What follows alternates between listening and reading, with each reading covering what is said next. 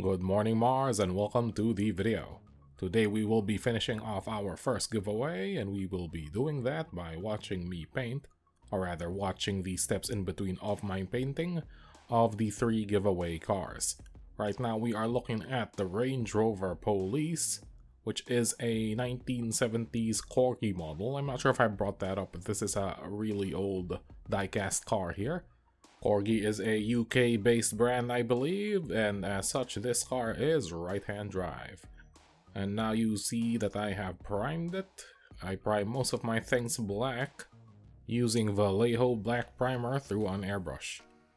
Now, I do black for Gaslands cars in particular because I usually build up to a zenithal, but in this case, I'm just going to spray paint it straight metallic. And in this case as well, metallic does go better when you do it on black. I'm going to use scale 75 thrash metal as a base coat for the next step. And I'm gonna apply it in sort of a zenithal. Yeah, it's pretty much a zenithal using metallics. It's not as apparent as Appreciate with white would be, as we will see in right about now. There we go. It does leave me that little bit of dark gradient down the bottom. And that is enough to work with, I think. It kind of looks like grunge. It's a little subtle, but that is fine.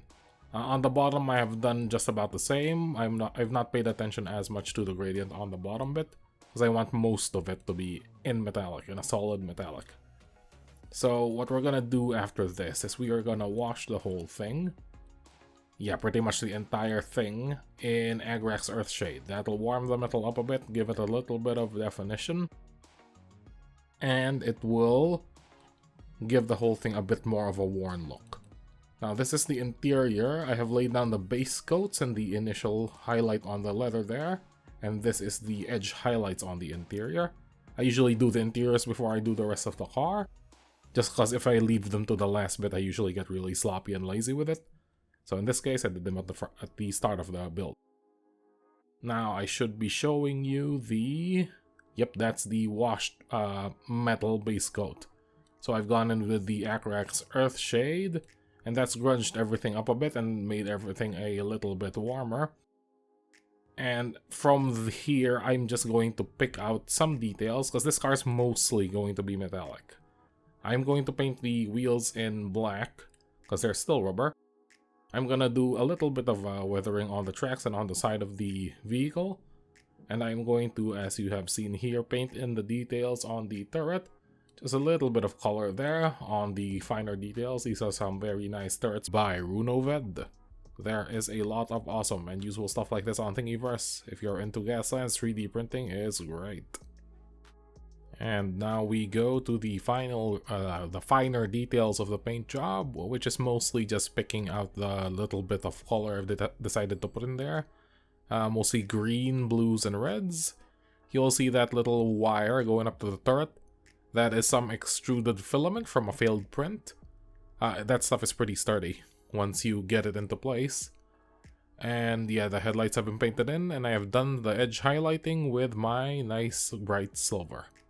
And we'll see how that all looks at the end of the video. For now, we are going to start on the Corvette, which we prime black as usual. This build has the most extra bits, so we have to consider them when composing the color scheme. I'm going to color the rockets in particular. I think something that contrasts with the rest of the car, because the rockets are its main weapon, I do believe. Now, the suggested color scheme for this one was to do it up like a hot rod with flames.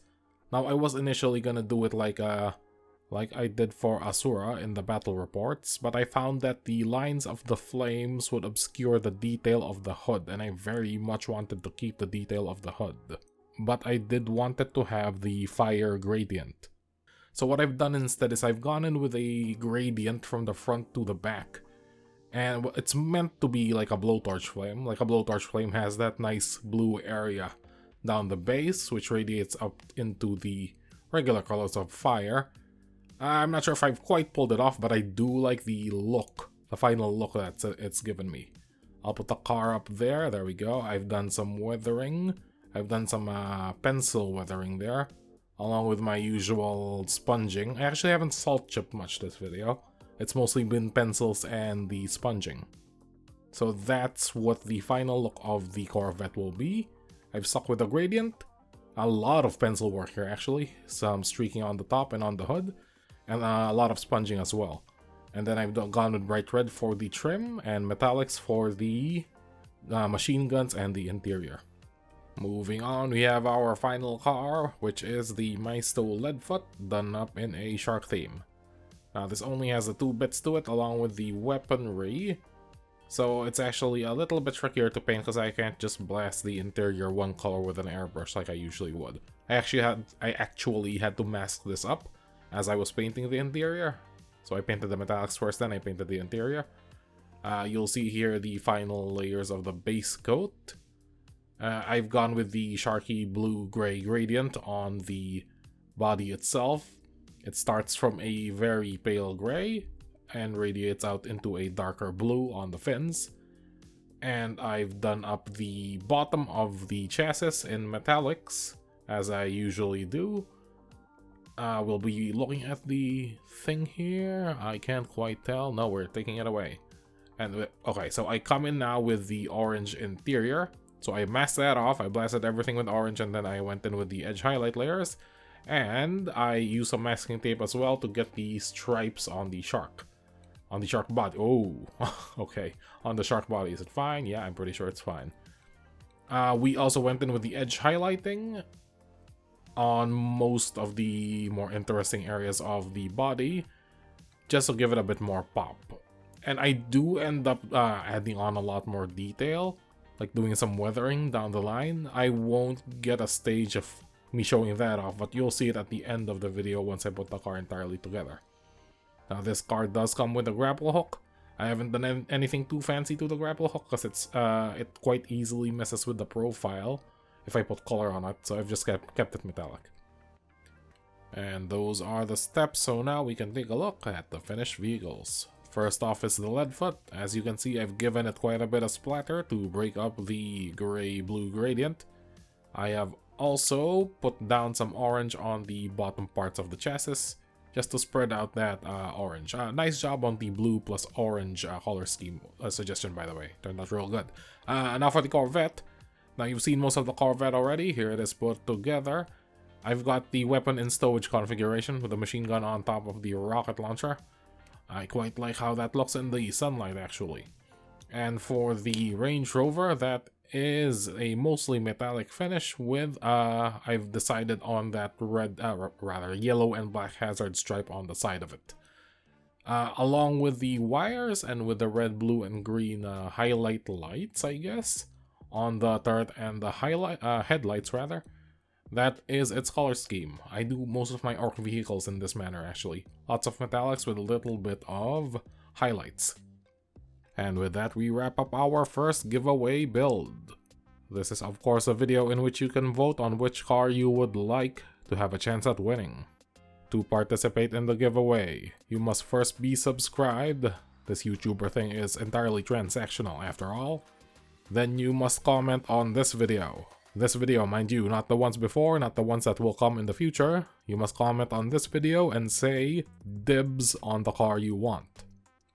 On this case, it will be dibs on either the Range Rover, the Corvette, or the Leadfoot. You only get the one vote. If you double up, I will only count the first one. I will take votes until the 29th of May, New Zealand time. Any votes past that date will no longer be counted. We will open shipping worldwide for this first giveaway, and there will only be one winner, so we're gonna end up with 2 cars, which I have to figure out what to do with. That is a problem for future me, but I do have some ideas. Depending on which of them stay, I might use them in the show, or I might find a way to give them away as well. We'll see what happens. That is technically the end of the video, but stick around if you would like some glamour shots of the cars, which will let you get a more high-definition look at the paint job. We will be doing something low-key next week as I prep the next few episodes of Cement City. If you hadn't noticed, I did this month's episode early. So for next week, expect something hobby-related. Until then, this is Cement Soul. Thank you very much for watching the video. If you want to join the giveaway, don't forget to subscribe. If you've enjoyed the content, give us a like. Until next time.